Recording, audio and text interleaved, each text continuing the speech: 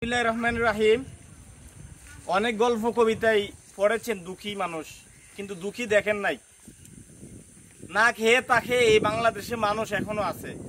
সেই আমেরা বেগম, কি নাম গোছ আছে? আয়েরা। আয়েরা, এই যে আয়েরা, এই যে ভিতর দেখেন, ওনাকে কোনো জীবন বলা যায় না। আমি একটু খুব দেখাই,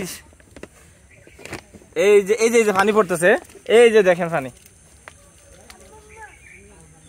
আসলে একটা কঠিন মুহূর্ত ওনার জীবন। বাংলাদেশে কোটি কোটি মানুষ থাকতে ওনার মতো আয়েরা বেগম এইভাবে থাকবে, এটা তো হয় না। বিশেষ করে নাসিরনগরে এই এলাকায়, এটি নাসিরনগর কি লক্ষ্মীপুর গ্রাম। আয়েরা বেগম সরকারি রাস্তার পাশে থাকেন। নাসিরনগরে অনেক বিত্তশালী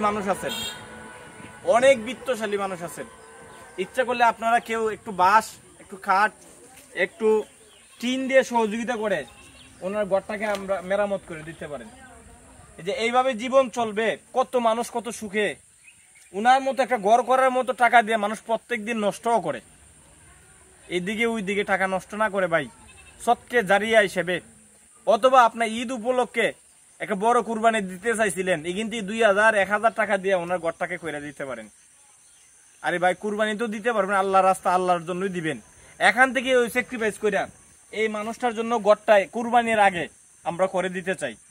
কুরবানি আর বেশি দিন নাই, এর আগে এই ঘরটা আমরা করতে চাই। আর ঘরের বিবর্ষ সব অবস্থা আমরা একটু দেখাই। আসলে ভিতরে ঢোকার মতো না, আবারও দেখাইতেছি।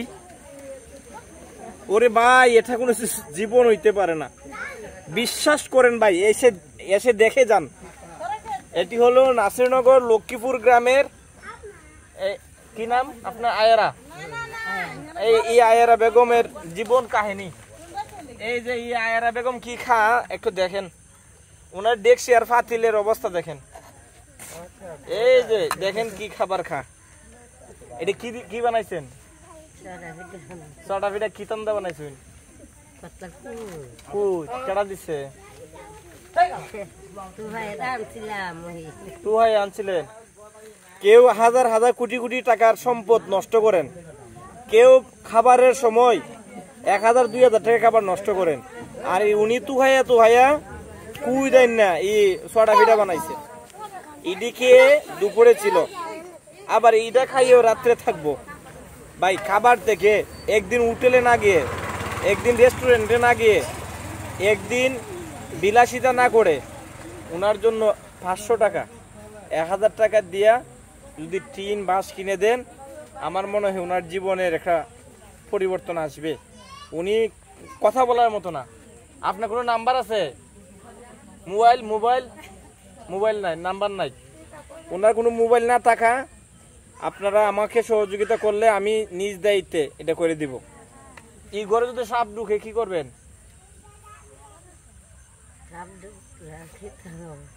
এই ঘরে তো সাপ ঢুকতে পারে। আজকে রান্না করছেন? সকালে বানাইছেন, রাত্রে কি করবেন? রাত্রে এটি খাইবেন।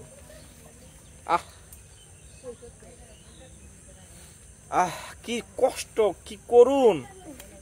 সকালের এই ছটা পিঠা দুপুরে খাইছে, আবার রাতে খাবে। এর চেয়ে অসহায়, এর চেয়ে দুর্দিন কি হতে পারে? এই যে দেখেন, আমি কিন্তু দাঁড়াইতে পারি না, মানে এখানে যে আমি বসছি, মানে এখানে আমি দাঁড়াইবার মতো না। এই ঘরে কতদিন? এই গড়ে কতদিন? এই গড়ে ওনার আজকে 20 বছর এইভাবেই চলে গেল। আয়েন, আপনি না দেখলে তো মানুষ চিনতো না। এদিকে আচ্ছা, বাইরন